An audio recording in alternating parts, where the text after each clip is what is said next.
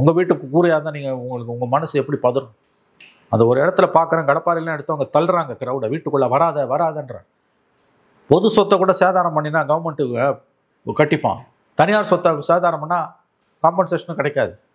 அப்போ இவர்கள் சமூக விரோதிகளை தானே மாறிட்டாங்க. கூறி அந்த விஷுவலை பார்த்தீங்களா, அந்த கோழி பிடிக்கிற மாதிரி இருக்கும் அந்த விஷுவலு.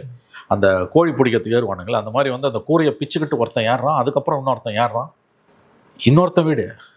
அப்போ அந்த பாதையில் இருந்த தனியார் சொத்துக்கள் எல்லாம் சேதமாக இருக்குல்ல, யார் பொறுப்பு?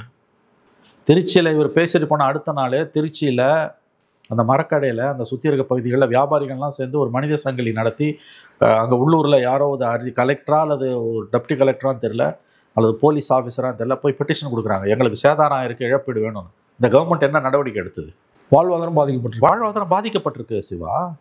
அந்த விஷுவல்ஸ் நீங்கள் பார்த்தீங்கல்ல, கூரையை பிச்சுட்டு ஏறுறான். என்னங்க இதெல்லாம்? ஒரு அரசியல் கட்சி கூட்டத்தில் இப்படிலாம் நடக்காதுங்க. இன்னொருத்தன் ப்ராப்பர்ட்டிங்க, பொது சொத்தை இவனுங்க அழிக்கிறானுங்க இவங்க தலைவரை பார்க்கறதுக்கு. இதுக்கெல்லாம் ஒரு வாய் திறந்து பேச மாட்டாரா? நான் கேட்குறேன். அப்புறம் என்ன பெரிய அரசியல் கட்சி தலைவராக இருக்கீங்க நீங்கள்? இதில் நாட்டை ஆளணும்னு வேற உங்களுக்கு ஆசை. நீதிபதி கரெக்டாக தான் கேட்டார், நீ ஏன் ஓடி ஒளிஞ்சோனாரு? நீ அட்டம்ப்டாவது பண்ணியிருக்கணும்ல, நீ போயிருந்து போலீஸ் தடுத்திருந்தா கூட பரவாயில்ல, அல்லது அங்கே கரூரில் நீ தங்கி இருந்திருக்கணும்ல. ஓடி வந்துட்ட, சரி, நீ பார்க்காத கூட மன்னிக்கலாம், ஓகே, அன்றைக்கி டென்ஷன் இருக்குன்னு. அதுக்கப்புறம் நீ வருத்தம் தெரிவிச்சியா?